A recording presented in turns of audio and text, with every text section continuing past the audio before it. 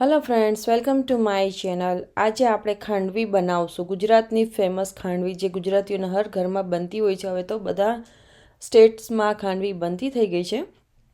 આ ખાંડવી આજે મેં સ્ટીમરમાં બનાવી છે, ઇડલી ઢોકળાના સ્ટીમરમાં। પણ આ ખાંડવી સ્ટીમરમાં બનાવવા માટે કેટલો ટાઈમ લાગે છે ને કેટલી હદે સારી બને છે એ આપણે આજે જોશું। આ વિડીયોનો પર્પસ એ જ છે કે કેટલો ટાઈમ લાગે છે ખાંડવીમાં બનતાને। નોર્મલ જે ઓરિજિનલ આપણે ખાંડવી બનાવતા હોય છે, હાથેથી જે હલાવીને બનાવવાની હોય છે, એના કરતાં કેટલી ઝડપથી બને છે કે કેટલી વાર લાગે છે ખાંડવી આપણે સ્ટીમરમાં બનાવી જોઈએ કે નહીં એ જોશું આપણે। તો વિડીયો સાથે બનેલા રહેજો અને ચાલો આપણે રેસિપીને શરૂ કરશું। અહીં મેં 1 કપ ચણાનો લોટ લીધો છે। આપણે 1 કપનું મેઝરમેન્ટ રાખવાનું છે, કોઈ પણ તમે કપ ઘરનો સેટ કરી લેજો। 1 કપ આપણે ચણાનો લોટ લીધો છે। એ જ કપથી આપણે દહીં લેવાનું છે, 1 કપ જેટલું આપણે દહીં લેશું। જે પણ કપ તમે યુઝ કરતા હશો સેમ કપ યુઝ કરવાનો છે મેઝરમેન્ટ માટે, જેથી આપણું માપ સારું આવશે। હવે એ જ કપમાં આપણે પહેલાં 1 કપ આપણે અહીં પાણી લઈ લેશું। પાણી અથવા છાશ તમે કોઈ પણ લઈ શકો છો, છાશ હોય તો છાશ લઈ શકો છો તમે। તો પહેલાં આપણે દહીં જે ચણાના લોટમાં એડ કર્યું એને સારી રીતે મિક્સ કરી લેશું। આમાં ગુટલી કે ગાંઠા ન પડે એ રીતના આપણે પહેલાં દહીં અને ચણાના લોટને મિક્સ કરી લેવાનું અને પછી થોડું થોડું આપણે પાણી એમાં એડ કરતા જવાનું છે અને હલાવતા જવાનું છે। આ રીતે આપણે બેટરને રેડી કરી લેવાનું છે, ગાંઠ ન પડવી જોઈએ। હવે આ હું બીજો કપ લઉં છું, તો 1 કપ ચણાના લોટમાં 1 કપ ચણાનો લોટ રહેશે, 1 કપ દહીં રહેશે અને 2 કપ પાણી રહેશે। હવે અહીં મેં આદુ અને મરચાંની પેસ્ટ લીધી છે, એડ કરી દીધી છે। હવે એને પણ આપણે સારી રીતે મિક્સ કરી દઈશું। અડધી ચમચી હળદર લીધી છે, હળદરને પણ મિક્સ કરી લઈશું સારી રીતે, એક રસ કરી લેવાની છે। પાણી જે હતું બાકીનું એ પણ એડ કરી દીધું। મીઠું એડ કરશું સ્વાદ પ્રમાણે, મીઠું તમને તમારી રીતે તમે લઈ શકો છો, અહીં તમારા ટેસ્ટ પ્રમાણે તમે મીઠું એડ કરી લેજો। હવે આપણે આને ગાળી લેશું, જેથી આપણે જ્યારે ખાંડવી કૂક કરીએ ત્યારે આદુ મરચાં ના આવે। આપણે ખાલી એમાં ટેસ્ટ માટે એડ કર્યા હતા અને જે ટેસ્ટ એનો આવી જાય પછી આપણે એને ગાળી લેવાનું છે આ રીતને ચાળણીથી। હવે અહીં મેં ઇડલી સ્ટીમર લીધું છે, એમાં જે આ ઢોકળાની પ્લેટ આવે છે એ લેવાની છે આપણે। આપણે પાણીને ગરમ કરવા મૂકી દેવાનું અને ઉપરથી આપણે પહેલાં તેલથી ટ્રેને ગ્રીસ કરી લેશું।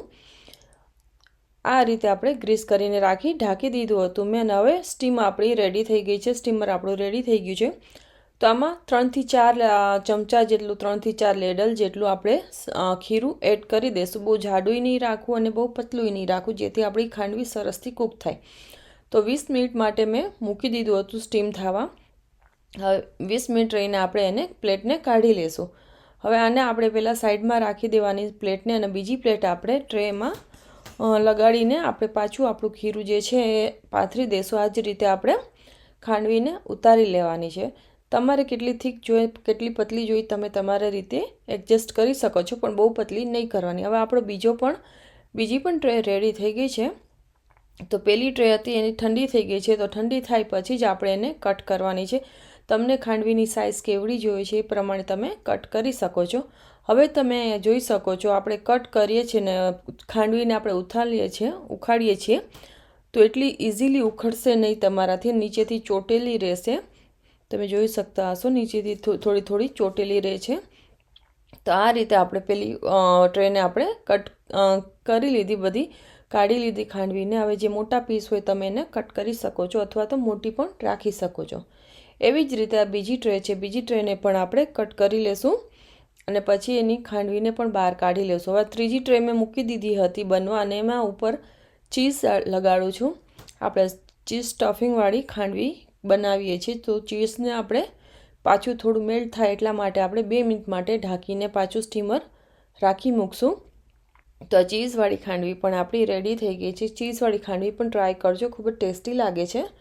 તો આ ચોથું પ્લેટ છે આપણી, આ ચોથી પ્લેટને પણ આપણે આ રીતે જ સ્ટીમ કરી લેશું, કૂક કરી લેશું 20 મિનિટ માટે। એ જ રીતે આપણે એને કૂક કરવાની છે જે રીતે પહેલાં કરી બધી। હવે ત્યાં સુધીમાં આપણે આ ચીઝવાળી જે છે એને પણ આપણે કટ કરીને લઈ લેશું, ખાંડવી કટ કરી લેશું।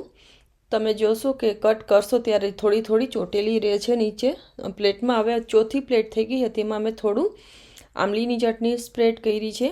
આપણે આ ચટણી સ્પ્રેડવાળી ખાંડવી બનાવીએ છીએ. હવે એમાં હું લીલી ચટણી લગાડું છું. ખૂબ જ ટેસ્ટી લાગે છે. ચટણી અંદરથી તમે સ્ટફ કરીને બનાવશો ખાંડવી તો ખૂબ જ ટેસ્ટી લાગશે. અને હવે લસણની ચટણી લઉં છું. જો તમે લસણ ચટણી ન ખાતા હોય, લસણ ન ખાતા હોય તો લસણની ચટણીને તમે સ્કીપ કરી શકો છો અને મીઠી ચટણી લગાડી શકાય છે. થોડી કોથમરીથી આપણે ગાર્નિશ કરી દઈશું અંદરથી. તમે આમાં પનીર પણ ગ્રેટ કરીને એડ કરી શકો છો. હવે આપણે આને પણ કટ કરી લેવાની. સાઇઝ તમારા ઉપર છે, તમારે કેવડી કરવી છે.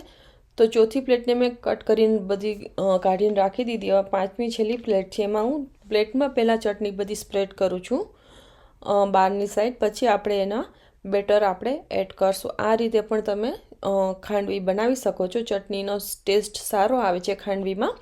તમને પછી અલગથી ચટણીની જરૂર નહીં પડે જો તમે આ રીતે બનાવશો તો. હવે બાકીનું લાસ્ટ પાંચમું પ્લેટ છે, પાંચમી પ્લેટનું બેટર એ પણ આપણે આમાં સ્પ્રેડ કરી દીધું છે. તો હવે આને પણ આપણે કૂક થઈ ગઈ છે એટલે આને પણ આપણે કટ કરી લેશું. આ જ રીતે આપણે બધી પ્લેટ તૈયાર કરી લીધી છે. આ પ્લેટમાં અડધી કલાકથી ઉપર લાગ્યું હતું કારણ કે આમાં થોડું જેટલું બેટર હતું એટલું મેં એડ કરી દીધું હતું. એક પેન લીધું છે, એમાં મેં તેલ ગરમ કરીને એમાં હિંગ એડ કરી દીધી છે. હવે મીઠો લીમડો એડ કરી દઈશું.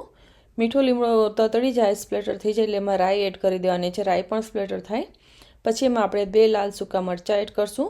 2 લીલા મરચાં મેં સુધારીને સ્લીટ કરીને રાખી દીધા છે. અને તલ લીધા છે, તલને પણ આપણે આમાં વઘારમાં નાખી દીધા છે. હવે આ વઘાર આપણે ખાંડવી ઉપર સ્પ્રેડ કરી દેવાનો છે. આમાં પાથરી દેવાનો, ઉપરથી એડ કરી દઈશું વઘારને. આ રીતની આપણી ખાંડવી બનીને તૈયાર થઈ છે. પણ ટેસ્ટમાં તો સારી બની છે, પણ જે કુકિંગ ટાઈમ છે મને આ કૂક કરતાં 3 કલાક જેવું થયું છે. અને તમે જો હાથેથી ગેસ ઉપર જે ઓરિજિનલી આપણે ખાંડવી બનાવશું એમાં 15થી 20 મિનિટમાં હલાવતા થાય અને પછી તમારે 10 મિનિટ જેટલી પાથરવામાં જોતી હશે. ડિપેન્ડ્સ છે કેટલી બનાવો છો એના ઉપર છે.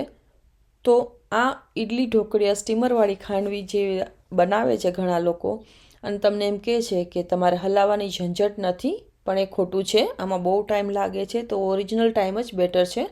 ઓરિજિનલ મેથડ જ આપણી સારી છે.